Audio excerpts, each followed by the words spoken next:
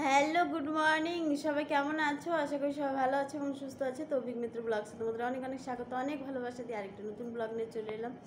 আর সকাল থেকে শুরু হয়ে গেছে আজকে সকাল থেকে। যাই হোক, রেডি হয়ে গেছে, এখন যাবো ডিউটি। রান্না হয়ে গেছে, আজকে এখনও কারো খাওয়া দাওয়া হয়নি। দাদাভাই বেরিয়ে গেলো, বাবা না এখনও ওঠেনি, আমি রেডি হয়ে গেছি। চলো, কি রান্না হলো? ভেজ ডাল হয়েছে, এখানে বেগুন দিয়ে, এটাকে কি শাক বলে, মেথি শাক দিয়ে ভাজি হয়েছে। এখানে একটু আলু ফুলকপি ভাজি আছে, এখানে ডিম আমলেট হলো। তো এই হলো রান্না। এখন আমি গ্যাসটা বন্ধ করে দিয়ে চলে যাই। চলো, রান্না হয়ে গেছে, রান্না কমপ্লিট, খাওয়া দাওয়া পরে হবে।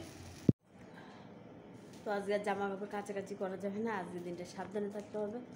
তো চলো ডিউটিতে যাওয়া যাক, পরে কথা হচ্ছে আবার। আমার বাবানকে ডেকেই যাচ্ছি বাবান বলে, রোজ বলবে আমাকে সকালে ডাকবার, যখন ডাকি তখন বাবান ওঠে না। তো রাখি, পরে কথা হবে একবার। হ্যালো বন্ধুরা, সেই সকালে কথা বলেছি, আমার কথা বলার সময় হয়নি। ডিউটি থেকে এসে দুপুরে খাওয়া হয়নি, কেউই খায়নি, বাবানও খায়নি, আমিও খাইনি। তোমাদের দাদা ডাক্তারের কাছে গেছিলো, আস্তে আস্তে সন্ধে হয়ে গেছে। তারপর ডিউটি ছেড়ে এসে একটু ভাত মেখে বাবানকে খাই দিয়ে আমিও খেয়ে নিলাম। তো তারপর একটু শুয়েছিলাম মা ছেলে বেলে।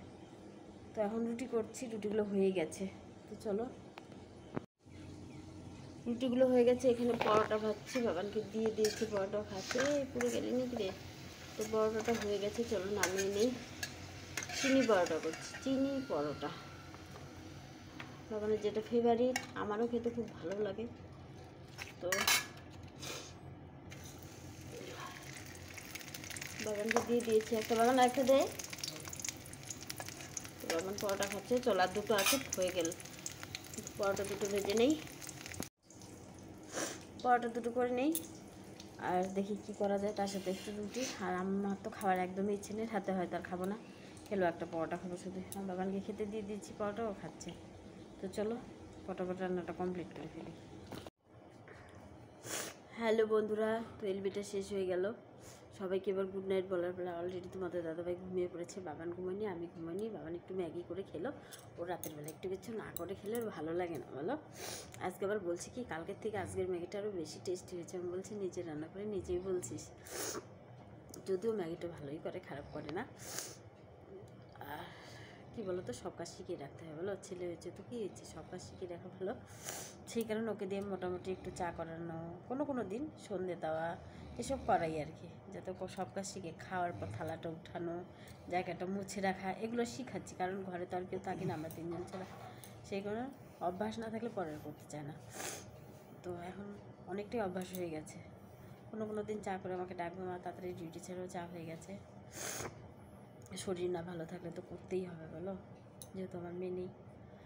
তো অনেক কথা বলে ফেললাম, অনেক কথা শেয়ার করে ফেললাম বাবানের বিষয়ে। যাই হোক, আজকের মতো গুড নাইট বলছি। সবাই ভালো থেকে, সুস্থ থেকে, সাবধানে থেকো। আমি ভালো থাকি না থাকি, তোমাদের ভালো থাকতে হবে।